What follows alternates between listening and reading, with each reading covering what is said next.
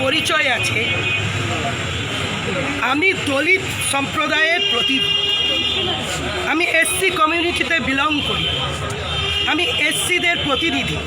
আমি কেশপুর বিধানসভা থেকে 1 লাখ ভোটে SC ST OBC general caste সংখ্যালঘুদের আশীর্বাদ নিয়ে বিধানসভায় গেছি। আজকে দলিতদের উপর অত্যাচারের বিরুদ্ধে মমতা ব্যানার্জির নির্দেশে নিজের অন্তরের তাগিদে মহিলা তৃণমূল কংগ্রেস সহ এই টাউন তৃণমূল কংগ্রেস আজ প্রতিবাদ মিছিল আমাদের গান্ধী মূর্তির পাদদেশ থেকে আমরা করলাম। আমি শুধু বলতে চাই, ক্রাইম ব্যুরো রিপোর্টে দেখা যাচ্ছে ভারতবর্ষে যে 5টি রাজ্যে এই দলিত সম্প্রদায়ের উপর, সংখ্যালঘুদের উপর, সাংবাদিকদের উপর, শিশুদের উপর গণতন্ত্রকে হত্যা, এর যে ক্রাইম রিপোর্ট, যে পুরো রিপোর্ট, তাতে যে 5টি রাজ্য সবগুলোতেই বিজেপি শাসিত রাজ্য অর্থাৎ মোদি বাবুর সরকার আছে।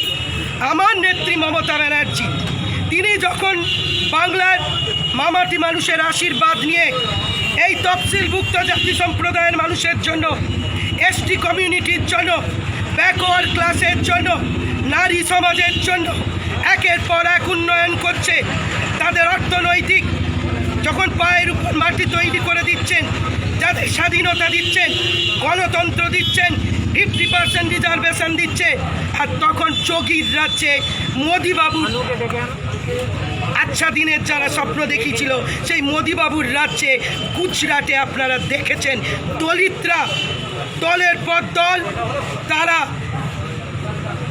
প্রায় 300 কখনো 400 আপনারা দেখেছেন, তারা ধর্মান্তরিত হচ্ছে।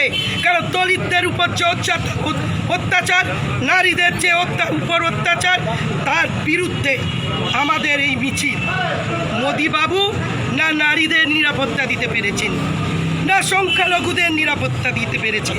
পাশের ঝাড়খণ্ড দেখেছেন কিভাবে একজন বিজেপি এমএলএ, তার নাম আমি বলছি না, শুধু একটা এসসি সম্প্রদায়ের মানুষ, সে লাক্সারি গাড়ি কিনেছিল, তার সাঙ্গপাঙ্গরা তাকে পিটিয়ে মেরেছে। তাবরেজ আনসারির কথা জানেন, কিভাবে তাকে রাম না বলার জন্য তাকে পুড়িয়ে মেরে হত্যা করা হয়েছে, আপনারা সেটা দেখেছেন। মিডিয়ার কাছে আমার অনুরোধ, গণতন্ত্রের আর একটা স্তম্ভের নাম মিডিয়া, আপনারা সত্য পরিবেশন করুন। যেভাবে ডিএম প্রশাসনকে দলের পদলেহন করানো হচ্ছে উত্তরপ্রদেশে, যেখানে এবিপি আনন্দকে ঢুকতে দেওয়া হয়নি, কোনো গণতন্ত্রকে তুলে ধরার জন্য কোনো মিডিয়া পার্সনকে ঢুকতে দেওয়া হচ্ছে না, আপনার মিডিয়ায় দেখেছেন। আমি এই কেশপুরের একজন দলিত সম্প্রদায়ের প্রতিভু, গোটা ভারতবর্ষের একজন দলিতের প্রতিভু হিসেবে আমি মোদিবাবুর পদত্যাগ চাই, আমি যোগী সরকারের পদত্যাগ চাই, যেখানে মা বোনের ইজ্জত রক্ষা করতে পারে, যার দেহকে রাতের অন্ধকারে পুলিশের সাহায্য নিয়ে কেরোসিন দিয়ে ডেড বডিকে পুড়িয়ে দেওয়া হয়। কিসের ভয় মোদিবাবু? কি ভয় পাচ্ছেন? তিনি টুইট করেননি, তিনি শোক জ্ঞাপন করেননি।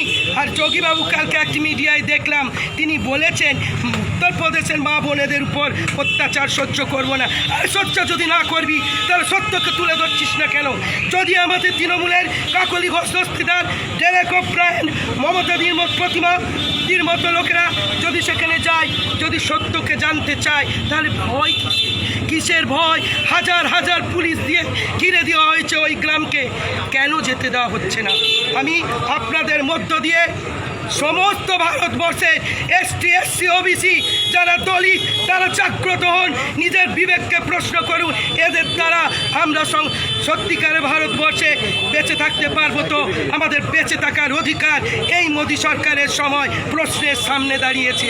তাই আপনাদের মধ্য দিয়ে এটাই দিদি, কি মনে করেন দেশ জুড়ে রেপ, গণধর্ষণ এগুলো কি বাড়ছে মহিলাদের উপর?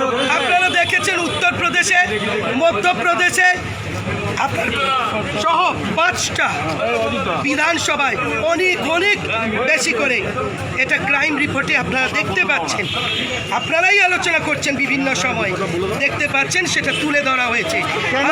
কেন কি মনে করছেন?